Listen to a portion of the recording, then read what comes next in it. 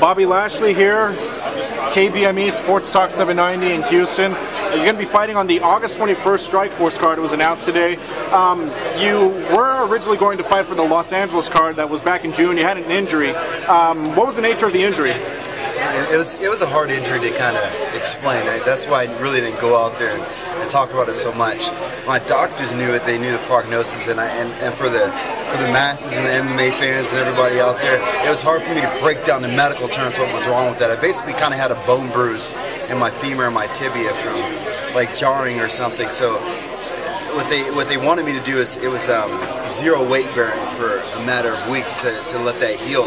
So of course, being a fighter, trainer, you know, I didn't listen to that. I kept training, and every time when I trained, my knee just kept swelling up, and I couldn't train. So that was the hard part of it. I just couldn't train. It wasn't that I was in excruciating pain or anything like that. It's just like I just couldn't train. So going back and forth and trying to take time off and heal it and do rehab and everything like that, it's felt a lot better. So I got cleared last week, so it's time to train to get ready. What's it like now, training, coming back from that injury training and not necessarily knowing who your opponent is?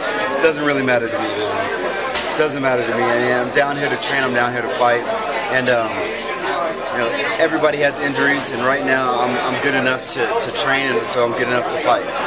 And are you still with American Top Team training with them in Coconut Creek, or are you spreading your training around? Of course. I mean, I'm affiliated with ATT, American Top Team. I actually own an American Top Team gym up in Denver, so ATT Altitude up there.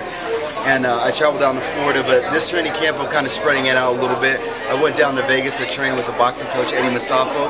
Trained with him for a little bit. I'm going up to New York. I'm going to go down to California and train with King Mo. He has a good training camp. It's just we're on the same card. We're good friends, so I'm going to go down there and work out with him a little bit, work with his people, and just find out wherever. I'm just going to try to stay active and travel with different people and get some different looks. Now, as you have a solid wrestling base, you wrestled in college, wrestled I think in the Army, was that right? Yeah. Okay, you're now having to transition a bit into the striking arts. How's that coming along for you? I mean, are you starting to get the groove of it more and more? Striking's great, man. I think, you know, I can say everything until you go out there and actually show what you have. So I can sit there and tell you that I feel great.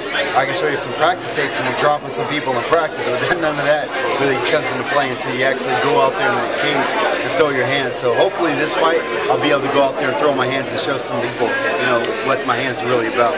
Final question, we're starting to see more and more guys with solid wrestling credentials, solid wrestling backgrounds getting into the sport of MMA.